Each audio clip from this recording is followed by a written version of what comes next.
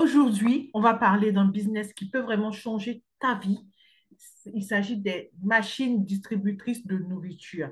Donc, tu sais que ces machines qui vendent des pizzas, des frites, des snacks, des plats cuisinés, des produits frais ou même des légumes. Donc, c'est un marché en pleine expansion et une excellente opportunité pour diversifier tes sources de revenus. Mais avant de te lancer, il est essentiel de comprendre les coûts réels liés à ce type de business. Donc, combien coûte l'installation des machines distributrices de nourriture et on va voir aussi plein d'à côté. D'accord? Donc, dans cette vidéo, je vais te donner des informations dont tu as besoin pour savoir combien tu dois investir si c'est quelque chose qui t'intéresse et comment optimiser tes dépenses. Donc, tu vas découvrir le prix des machines elles-mêmes, le coût de l'installation, est-ce que c'est compliqué, est-ce que c'est facile, la location d'espace, je veux dire extérieur, il faut bien que tu fixes tes machines pour, voilà. Et bien sûr, comment maximiser tes profits. Donc, rebonjour, je suis Rita Ibukofi. Je suis experte en entrepreneuriat alimentaire et en gestion des ressources humaines. Donc, abonne-toi à ma chaîne, prends tes aises, installe-toi, prends un verre de jus, des pop-corn, ce que tu veux. Donc, c'est parti, d'accord? Il faut que tu restes bien jusqu'à la fin pour découvrir toute la puissance de ce que je vais te dire et les conseils pratiques qui vont avec. OK. Donc là, j'imagine que tu t'es abonné, tu as activé la cloche. C'est très bien et je t'en remercie. Et pour les anciens, je vous remercie encore. Bon, on va commencer par le prix des machines, de ces machines-là. On les appelle les distributeurs en général, mais vu que j'ai besoin d'accorder, donc je dis des machines distributrices de nourriture. Voilà. Donc, la première question que tout le monde se pose, c'est combien coûte une machine distributrice de nourriture? Mhm. Eh bien, bon, tout dépend du type de machine que tu veux. Il existe différents modèles et ça varie vraiment en fonction de la fonctionnalité. Tu as peut-être essayé de regarder via Alibaba, il y en a de tous les prix. Donc, les machines à snack et boissons, par exemple, ces machines peuvent coûter entre 2 000 et 5 000 euros. Donc, elles sont assez simples. Ça offre vraiment des produits comme des boissons, des barres chocolatées, des chips aussi. Voilà. Il y a des machines. Ça, c'est ce qui est simple. Les boissons, snacks, et puis barres chocolatées, biscuits, tout ce que tu veux. Les gâteaux préemballés là. OK. Ensuite, il y a le lourd. Ça, c'est les machines de plats cuisinés. Donc, des fois, il y a des frites. Il y a des machines qui distribuent des frites. Il y en a qui distribuent des pizzas et tout ça.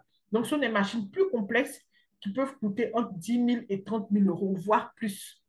Voilà, elles sont équipées vraiment d'un système de réfrigération et aussi de cuisson. Voilà. Donc, c'est ça qui les rend chères. Il y a aussi les machines pour produits frais et congelés. Voilà. Donc, ce sont des machines qui peuvent stocker des produits comme les légumes, les fruits ou les viandes. Voilà. Et ça coûte généralement entre 8 000 euros et 20 000 euros en fonction des capacités et des technologies utilisées. Maintenant, je vais te donner, moi, mon expérience personnelle. J'avais contacté un distributeur, fabricant, on va dire, de ce genre de dispositif. Donc, il s'agissait de... bon, c'était par rapport à un projet bien précis, surtout pour une personne tierce. Euh, donc, il m'a confirmé en effet, tu vois, quand tu achètes leurs différents dispositifs, là, par exemple, tu achètes de quoi ce que les gens puissent acheter, par exemple, la salade, donc les produits, on va dire, réfrigérés, salade, yaourt, ce que tu veux. D'un autre côté, des produits congelés. D'un autre côté, des produits secs qui ne sont ni congelés ni réfrigérés, qui sont comme ça à température ambiante. Et au fait, tu peux installer tout ça dans tu vois, le genre de petits locaux commerciaux que les gens utilisent souvent pour faire les laveries. Bah, tu peux tu peux installer tout ton arsenal dans ce genre d'endroit-là et ça fait une sorte de supermarché. Et même pour les boissons, tu sais, les canettes, là, à partir de 21h, dans la plupart des villes, il y a toujours des jeunes gens, des messieurs qui achètent, que ce soit la cigarette, que ce soit euh, les boissons, les canettes. En tout cas, il y a des gens qui sortent pour acheter des choses. Il y a forcément un moment où il faut bien fermer. Donc, à l'instar des laveries, hein, tu peux installer un endroit comme ça. Et puis, les gens viennent acheter, on va dire, les éléments essentiels, au fait, euh, voilà, viennent acheter. Ce qu'on achète souvent aux heures où les choses sont fermées, où les magasins sont fermés, les choses essentielles de la vie, papier hygiénique, voilà, des choses comme ça qui peuvent, bon, l'huile, bon, bref, c'est toi qui vois. Et au fait, quand je lui ai donné la dimension en fait, de la pièce en question qu'il fallait, dans laquelle il fallait déposer tout ce genre de dispositif-là, on était sur du 40 000 euros. Bon, sachez aussi que pour lancer une laverie, c'est entre 50 000 et plus. Voilà, c'est à partir de 50 000 et plus. Donc, ça tournait autour de 40 000, entre 30 000 et 40 000 euros. Voilà. Et puis là, vous avez un business, on va dire, vous n'avez pas besoin d'un vendeur, d'un je sais pas quoi, d'un je sais pas quoi. Vous revenez voir souvent, c'est comme une épicerie, quoi. C'est pas forcément une épicerie exotique, mais une épicerie normale, une épicerie, on va dire, où on vend des choses normales, quoi. Pas forcément une épicerie exotique. Donc, ça permet de ne pas avoir de vendeur de je sais pas quoi, voilà, peut-être quelqu'un pour faire le ménage et aussi vous qui passez régulièrement pour prendre l'argent et pour faire de l'approvisionnement aussi. Voilà, c'est ce que, en tout cas, je trouve que c'est un projet sympathique en fonction du genre de ville où vous vivez. OK. Donc ça, c'était sur le prix des machines. Donc les prix varient vraiment en fonction des marques, des fonctionnalités. Et puis, il est surtout très important de faire ton choix en fonction des produits que tu souhaites vendre et de ton budget, parce que ça, c'est important. Tu vois ici qu'on a parlé de réfrigérés, congelés, produits sans besoin particulier de conservation. Voilà. Donc, bien sûr, n'oublie pas que tu peux aussi opter pour des machines d'occasion, bien entendu. Tu peux, dans le pays où tu vis, il y a forcément des produits d'occasion. Sur la France, par exemple, je sais qu'il y a un ou plusieurs groupes Facebook où ça parle de ce genre de produits-là, de machines et tout ça. Ça parle de machines, par exemple, les machines qui distribuent le café, le chocolat à 1 000 euros. Voilà, 1 000 euros, 1 500, 2 000, en fonction aussi de l'État. OK. Donc, les coûts d'installation. Donc, une fois qu'on sait le prix de la machine, maintenant les coûts d'installation, maintenant. Une fois que tu as ta machine, il faut penser à l'installation, bien entendu. Donc, heureusement que ce n'est pas aussi compliqué sans aller. Si tu choisis une machine prête à l'emploi, l'installation peut être simple et tu peux même le faire toi-même si tu as les compétences nécessaires. Sinon, tu peux aussi faire appel à un professionnel. Donc, le coût de l'installation varie entre 500 euros et 1 500 euros en fonction de la complexité de la machine, du service d'installation aussi, parce que les gens ont leur prix. Donc, si tu as des machines qui nécessitent une configuration spéciale, comme des machines pour les plats cuisinés, il faudra probablement un professionnel pour installer les systèmes de réfrigération, de cuisson et tout ça. Il faut essayer de faire bien. S'il s'agit de choses plus complexes, voilà. OK. Maintenant, nous allons voir la location d'espace extérieur, puisque quand tu as ta machine, il faut bien que tu la places quelque part pour que les usagers l'utilisent et que ça te fasse rentrer de l'argent. OK. Donc, l'un des éléments clés pour réussir dans ce business-là, c'est de choisir un emplacement stratégique pour ta machine.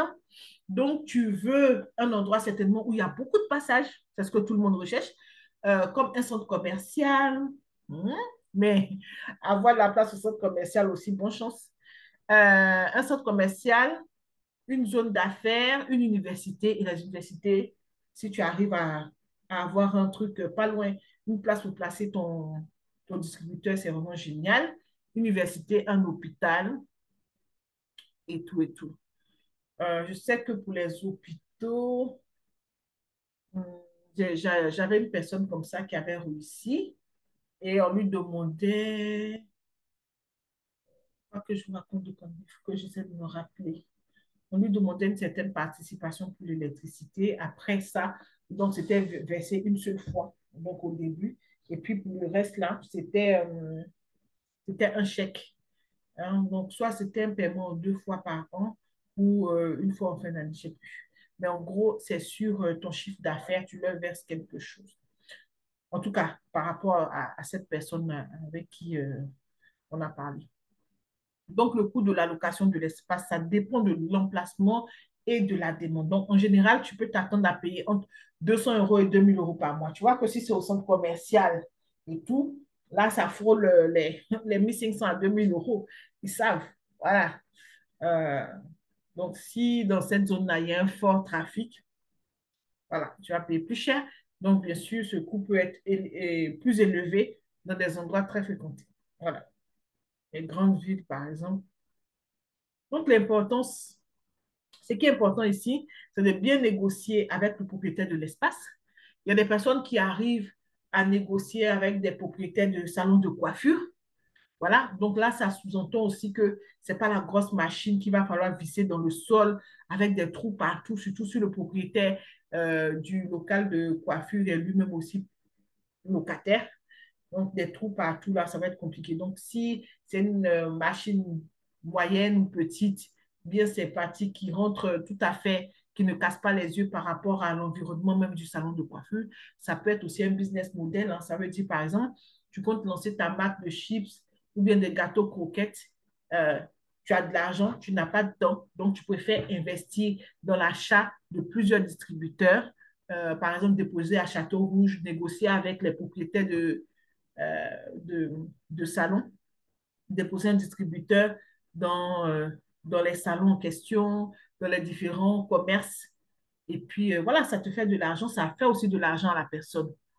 C'est une possibilité. Mais vraiment, ça veut dire que si c'est dans, par exemple, à Château Rouge, Château d'eau, ce genre d'endroit-là, il va falloir que ce soit des engins moins, moins encombrants. Tu comprends? Parce que déjà, c'est des petits magasins où tout le monde se frotte.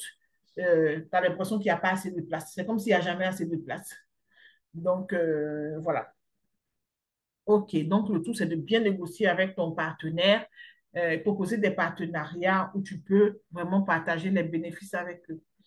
Donc, ça peut être une bonne option si tu n'as pas de fonds pour payer une location entière. Donc, si tu n'as pas les moyens de payer la location d'un magasin pour vendre tes produits alimentaires, c'est quelque chose qui est envisageable. C'est-à-dire, tu achètes des distributeurs d'occasion où tu regardes sur Ali Baba, il y en a plein de toutes sortes de prix, hein. Voilà, donc tu peux te spécialiser. Ton business model, ça peut être ça. Tu achètes, bon, dans les gares, je sais pas, dans les gares, tu as l'impression qu'il n'y a plus de place tellement. Voilà, c'est déjà installé, mais on ne sait jamais. Peut-être que tu travailles à la SNCF ou je ne sais pas. Tu sais comment faire? OK. Donc maintenant, on va parler de maximiser les profits. Donc maintenant que tu connais les coûts de base, c'est essentiel maintenant de maximiser les profits. On va voir quelques conseils qui pourront certainement t'aider à rentabiliser rapidement ton investissement. D'abord, choisis des bons produits. Assure-toi que les produits que tu vends à travers tes machines soient populaires et qu'il y ait une vraie demande. Si tu prends par exemple dans le domaine des snacks sains, les boissons énergétiques ou des repas rapides, voilà, ce sont des produits qui rencontrent un grand succès dans les distributeurs automatiques. Voilà. L'entretien régulier des machines. Ça aussi, c'est essentiel. Il faut vraiment maintenir les machines en bon état. Donc, des machines qui ne fonctionnent pas correctement, ça peut vraiment nuire à ton image et à tes profits parce que c'est des machines qui vont commencer à retenir la monnaie des gens. Si ça doit donner 1 € ou quoi, ça ne va pas donner. Si tu sais que la machine ne donne pas la monnaie, bah, marque ça bien parce que des fois, je sais pas, tu as forcément déjà eu ça dans ta vie. Tu mets le truc dans une machine. Des fois, même les machines ont l'air abandonnées, mais tu essayes quand même. Tu te dis que ton argent va ressortir, ça ne ressort pas. Ou bien les machines n'ont pas l'air du tout abandonnées. Tu mets ta pièce, rien ne sort. Donc, ni le produit pour lequel tu as mis dedans, ni ton argent. À chaque fois, on recherche le numéro de la personne ou le numéro à contacter. Donc, si tu ne veux pas passer ton temps dans les arbitrages et tous les remboursements, il faut vraiment un vrai entretien. Il faut que, voilà, il faut que tu saches aussi qui contacter quand ta machine est en panne. C'est important. Donc, voilà. Donc, une fois qu'on a parlé d'entretien, moi, je te dirais, analyse tes ventes. Utilise des outils pour suivre les produits, les ventes. Voilà, ça permet de savoir les produits qui ne se vendent pas. Parce que vraiment, même en tant qu'utilisateur de distributeur de nourriture, de boissons ou de snacks, tu vois qu'il y a souvent des ruptures sur certains produits, mais il y en a, ils ne sont jamais en rupture. Parce que, voilà, tout le monde ne calcule pas. Donc, tu regardes quels sont les produits qui se vendent le mieux, ajuste ton stock en conséquence. Donc, c'est des produits que tu vas acheter beaucoup plus. Et sachez que pour mettre des produits dans les, moi je vais dire ça, dans les distributeurs, la plupart, normalement, il y a des sociétés aux mains desquelles ils peuvent acheter les snacks, les boissons et tout ça, mais il y en a aussi qui achètent au supermarché. Voilà. Parce que si tu as remarqué, c'est toujours beaucoup plus cher. Par exemple, le Kinder Bueno comme ça, tu vas voir facilement à 1,50 €. Ça, non. Voire même, pourquoi pas 2 €, je ne me rappelle plus. Mais au supermarché, ça ne coûte pas ça. Donc, forcément, tu gagnes. Ce qui fait que tu t'approvisionnes chez un gros grossiste ou au supermarché, tu peux toujours t'en sortir. OK. Donc, les machines qui ne fonctionnent pas correctement, ça peut vraiment nuire à ta réputation. Comme je disais tout à l'heure, les gens auront peur de toi parce qu'une fois qu'ils ont essayé, si ça ne marche pas, ils auront peur de mettre leur argent la prochaine fois, alors que peut-être cette fois-ci, ça marche, mais tant pis. Voilà. Donc, utilise des outils pour suivre tes ventes. C'est très simple. Voilà. Donc, tu sauras exactement les produits demandés. Et puis, surtout aussi, propose des promotions. Bon, là, on est arrivé dans un autre giga. On est arrivé dans une autre dimension. Là, vraiment, je pense que c'est vraiment fait pour les visionnaires et les personnes qui ont des distributeurs vraiment stratégiques. Vraiment pour proposer des promotions, attirer les clients avec des offres spéciales, voilà, des réductions, des promotions, des produits gratuits après un certain nombre d'achats. Voilà, c'est à toi maintenant de tout faire pour booster tes ventes. Donc, voici. En conclusion, c'est très simple. C'est vrai que ça fait peur, c'est simple. Une fois, je m'étais renseignée pour une de mes élèves au Super U d'une ville du Loiret. La location de l'endroit, c'était 500 €, mais sachant que c'était vraiment pile poil à l'entrée du Super U. Donc, bon, après, ça dépend de ce que tu vends. Si tu vends des chips et des choses comme ça à l'entrée du Super U, bon, d'autres peuvent se dire c'est inutile parce que les gens vont rentrer pour aller acheter leurs produits. D'autres peuvent se dire non, ils ont la flemme et puis tout le monde n'a pas envie de re-rentrer dans le Super U avant de ressortir faire ce qu'on a à faire. Mais dans tous les cas, je te laisse faire ton étude de marché et puis tu peux vendre d'autres choses, les plats cuisinés et tout le reste là. En ce qui concerne les plats cuisinés dans les machines distributrices de nourriture, on pourra en reparler une autre fois pour voir comment se passe la préparation des différents produits qui sont gardés dedans en attendant la cuisson une fois que tu mets tes pièces. OK. Donc, en conclusion, voilà, tu as tout en tes mains pour voir est-ce que c'est un business model que tu veux développer. Est-ce que tu te vois louer un espace à l'extérieur pour installer ta machine, bien la visser, ouais, un vrai professionnel qui va faire les branchements, quel que soit ce que tu vends, ou bien même prendre un local et puis mettre vraiment l'équiper de façon bien jolie partout, comme un supermarché, mais carrément tout automatique, de sorte à ce que à n'importe quelle heure, bien sûr, avec des caméras, tout ça, les gens puissent acheter des choses et que toi, tu puisses venir récupérer l'argent, avoir ton bénéfice, avoir ton travail, ne rien perdre, quoi.